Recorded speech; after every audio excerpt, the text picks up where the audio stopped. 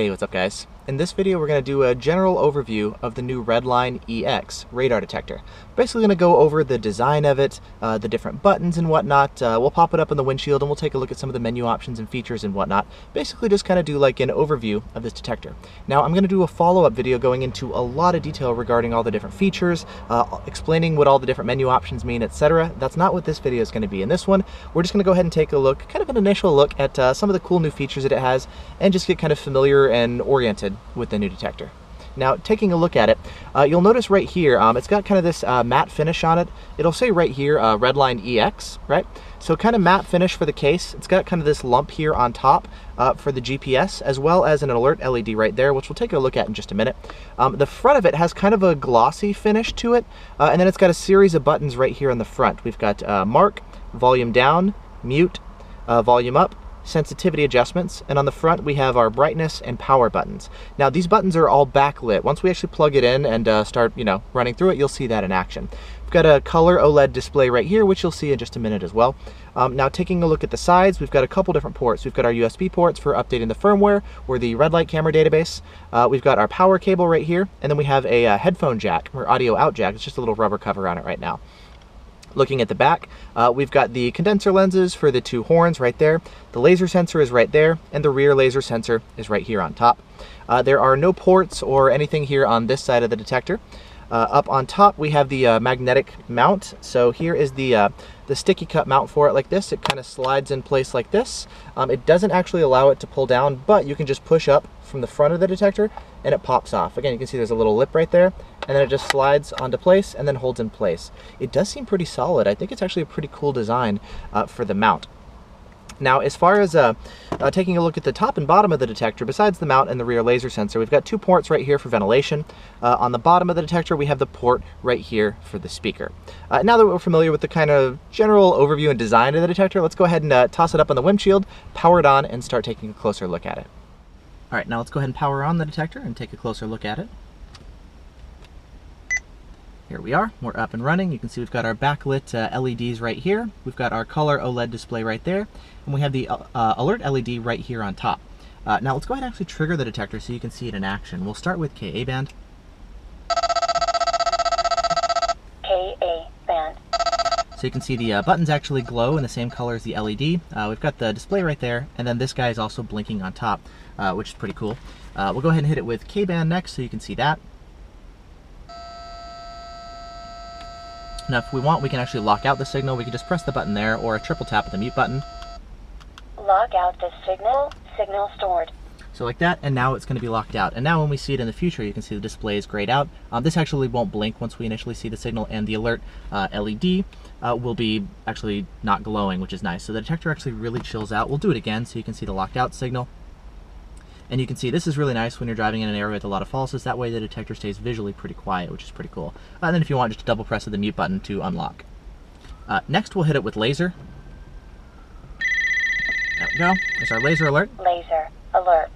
So again, you can see the flashing LED here, and those buttons will glow on the initial alert, and we have the option to lock out there. We'll just go ahead and mute it real quick.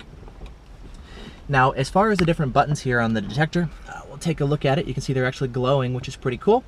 So mark, volume down, mute, volume up, sensitivity adjustments, and then brightness and power.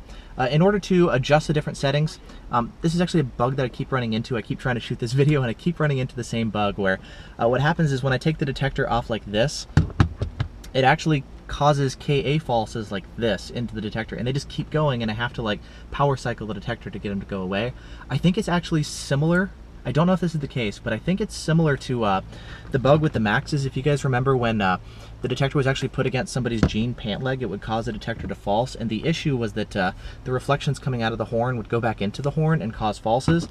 And I'm seeing the same sort of thing, and the reason I think it's related to that is because usually it seems to happen when I take the detector off like that and then put it close to the dash, and it causes those falses.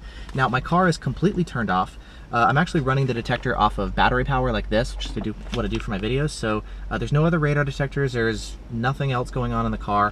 It's just these falses, and so to get them to go away completely, typically what I have to do is like power cycle the detector altogether.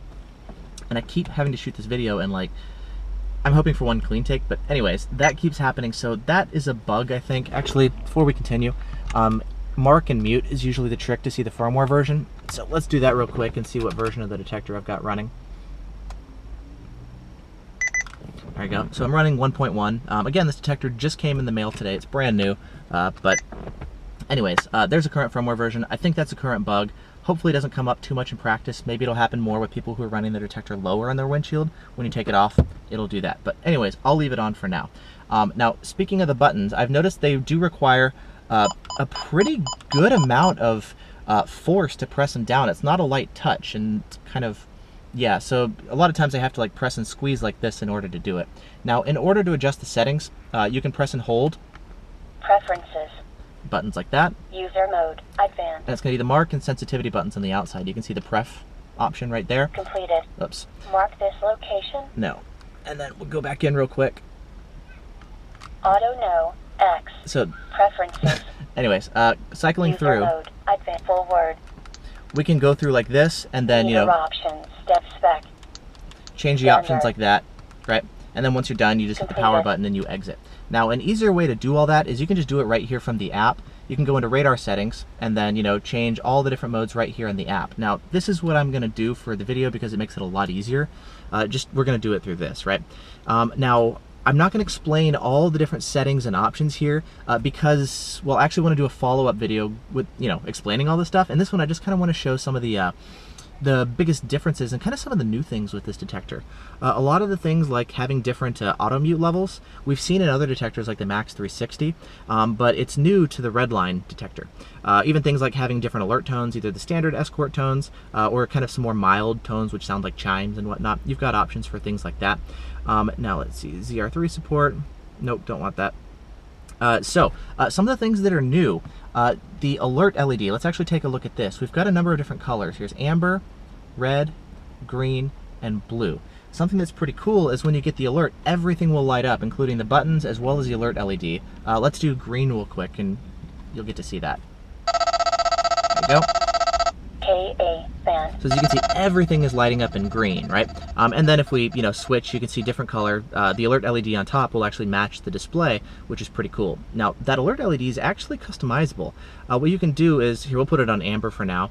If you go to alert lamp, there's 3 different options. You can turn it off altogether if you want, or you can have it turned on, or there's actually a third option. This is unknown, so check this out.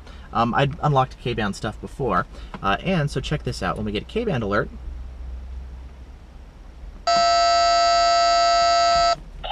Band. it's going to light up here in blue no matter what display color we have selected, right? So you can see K-band is always going to be in blue.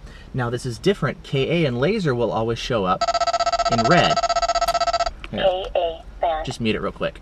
Oh man, that kills my alert LED, sorry. Anyways, the alert LED will always be red here on top, even if I've got, you know, a different color LED. So if you want blue here for K-band and red for KA, you always have that ability. Let's give it a second to go away. We'll hit it with laser.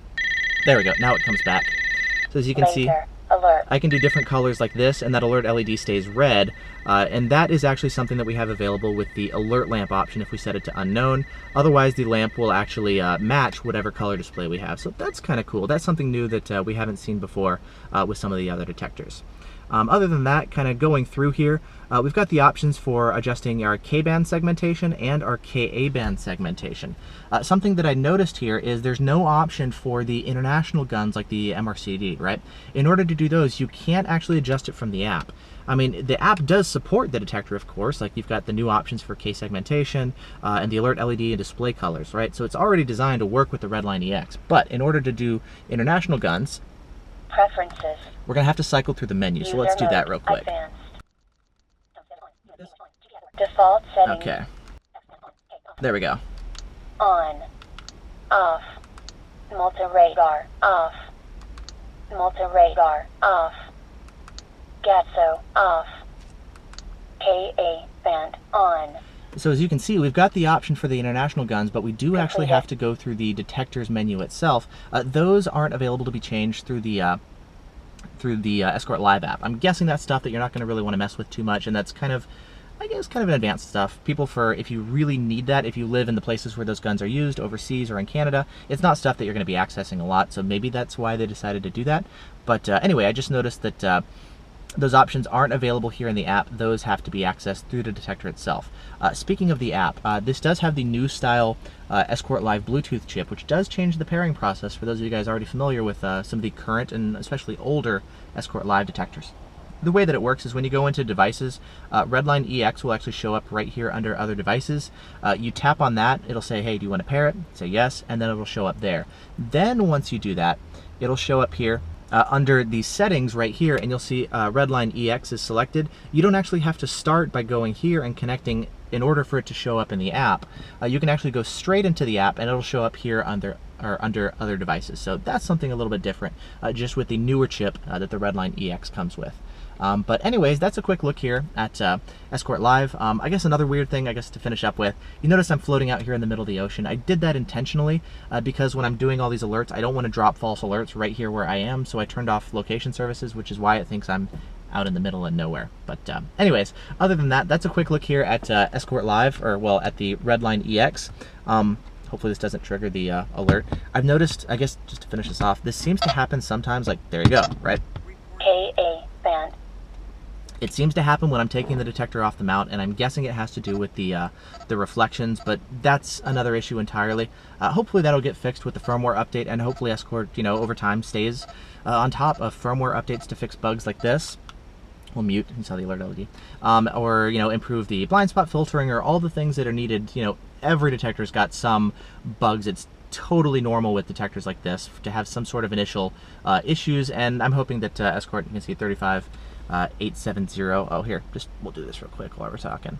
If we go to meter modes, spec display, you'll be able to see the frequency, and you'll see it's just going to bounce around to all sorts of weird frequencies. Anyways, hopefully Escort stays on top of this detector in terms of improving it over time, just like necessary with, all the other detectors that are out on the market. And this is just a quick look and an overview of the new Redline EX. Again, I'm going to be doing a follow-up video explaining all the different settings and features. You can, of course, check the quick reference guide or the manual, and then I'll do a video kind of showing you all this stuff in action in more detail, especially once we've had a chance to test out all this stuff and see, the impacts to performance that TSR makes, and the different sensitivity levels, how much this reduces sensitivity by, and things like that. So a lot more testing to be done before we have all the information about the detector, and is that actually a bug that we're seeing, the KA falsing, things like that. So a lot more to learn about the detector, of course, but this is just kind of a quick introduction to the new Redline EX. So anyways, thanks for watching. Let me know if you have any questions, and I'll see you guys in the next video.